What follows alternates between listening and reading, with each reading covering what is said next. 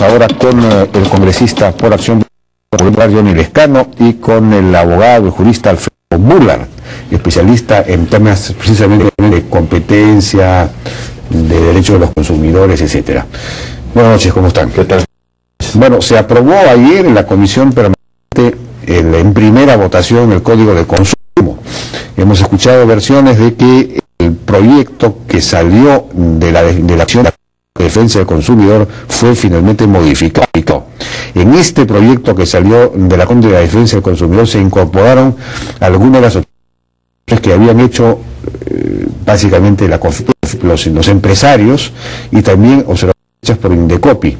La mayor parte de esas digamos observaciones incorporadas habían sido retiradas al final y entonces ha salido un código de consumo distinto al que salió de la Comisión de Defensa del Consumidor.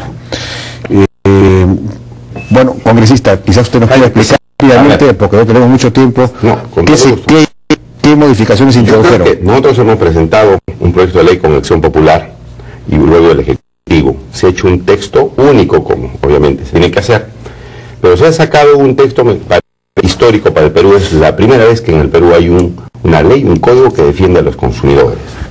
Entonces, en primer lugar, un tema importantísimo.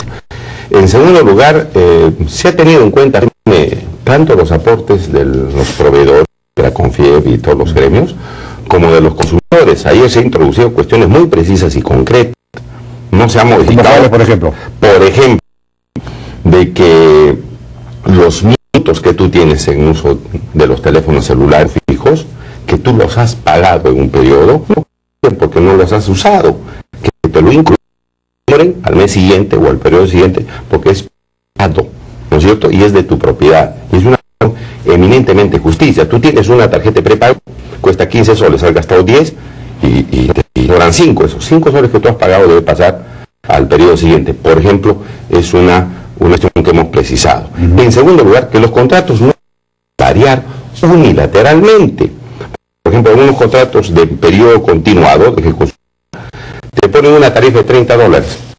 Está bajando el dólar, te lo cambian en soles, incrementan la tarifa y consecuentemente eso perjudica al consumidor. Eso, por ejemplo, también en este Código de Defensa del Consumidor. Que los servicios financieros te publiciten la tasa efectiva, la tasa final, donde te están cobrando todo concepto. En estos momentos solamente te hacen conocer la tasa y después te comienzan a cobrar comisiones que aumentan el interés. Por ejemplo, eso se está prohibiendo. Es decir, si usted da un crédito, dígale cuánto finalmente le va a costar la tasa efectiva. Entonces, eso también se está poniendo. Estamos poniendo de que los servicios no se pueden descontinuar. Se tiene que asegurar la continuidad del servicio. Causa imputable al proveedor. Por ejemplo, el Internet se queda 1 hora, 2 horas sin servicio el usuario y no lo compensa, no lo indemniza. Pero si el usuario no paga. No, eso es otra cosa, pues. Proveedor. Es decir, que esté mal, el servicio mal ejecutado o que tenga deficiencia de servicio. No paga, obviamente, pues eso, ¿quién va a reclamar? Jaime lo tiene que cobrar. Pero si tú tienes un servicio y es defectuoso, y te dejan sin servicio porque se descuidaron, no te compensan, es porque una compensación. Una compensación económica. Económica, o que te compensen pues en los servicios que podrían realizarse posteriormente. Eso también está establecido. Ahora están vetadas todas las cláusulas abusivas y las prácticas abusivas. ¿No es cierto? Las casas comerciales te cobran 800%, 700% de interés y no pasa nada, Jaime. Eso es clausura. ¿Que hay control de precios? No. Las casas comerciales. No, pero digo,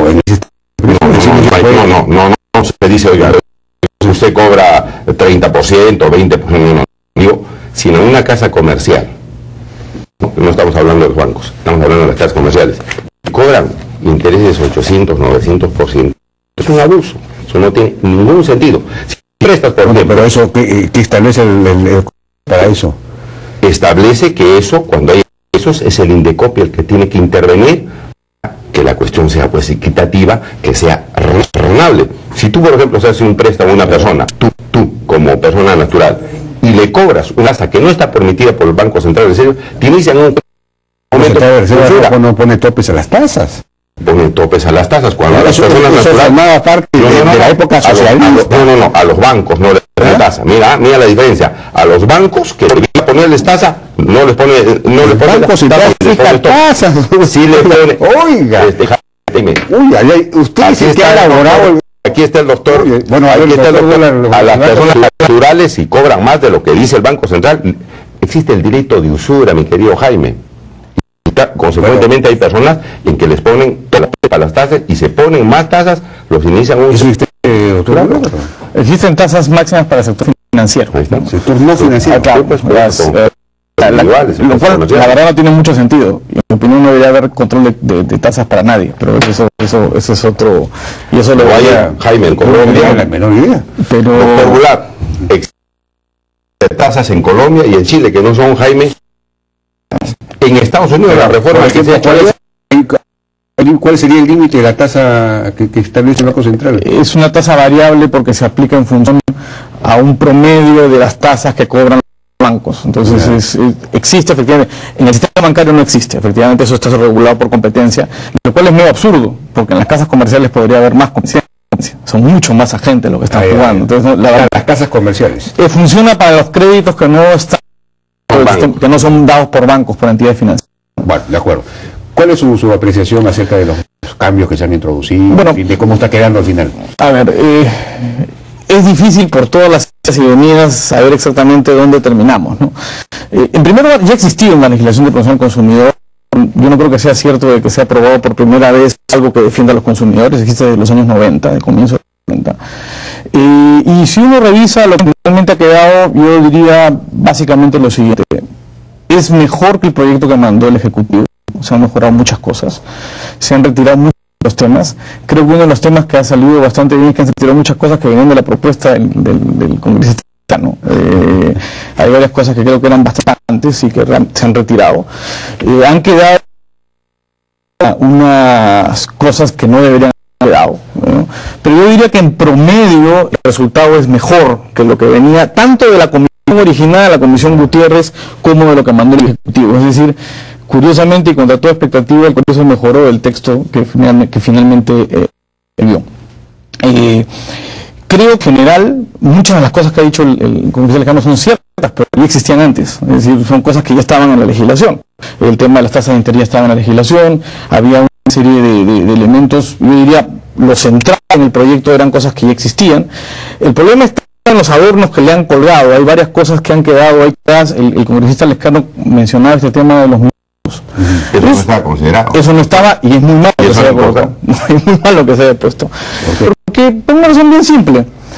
Las empresas dan ofertas en función a las condiciones que el mercado les ofrece. Si yo le digo a una empresa que puede dar un número determinado de minutos, yo estoy en la posibilidad de usarlos siempre y cuando me informe con claridad hasta que los puedo usar. Y los puedo perder si me han informado que los he perdido. Es confiscación de la propiedad. No es confiscación de la propiedad si es que me han dicho que ese es mi derecho. Todas cosas pueden ser dadas por un límite. ¿Y cuál es el problema? Como ahora ya no hay posibilidad de pasarlos o no habrá posibilidad de pasarlos, entonces lo que va a pasar es que la cantidad de minutos libres se va a reducir. Las empresas van a reducir el número de minutos libres o van a restringir los términos de su oferta. Y eso es lo que finalmente el resultado final va a ser perjudicial a los consumidores porque van a gozar de menores elementos de menores elementos de beneficio que la empresa le puede dar, porque la empresa misma va a restringir su oferta para evitar las consecuencias de lo que se ha dicho. Si yo hago una oferta ahora en noviembre, donde tengo menos tráfico, y el siguiente mes es diciembre, y los minutos de noviembre pasan a diciembre, me congestionan las líneas. Entonces, yo trato de hacer ofertas o dar minutos libres en momentos justamente en los que tengo menor demanda. Con este tipo de reglas se distorsiona la forma como el mercado asigna los minutos. Entonces, eso es un ejemplo. Es una mala idea que ha quedado en el código.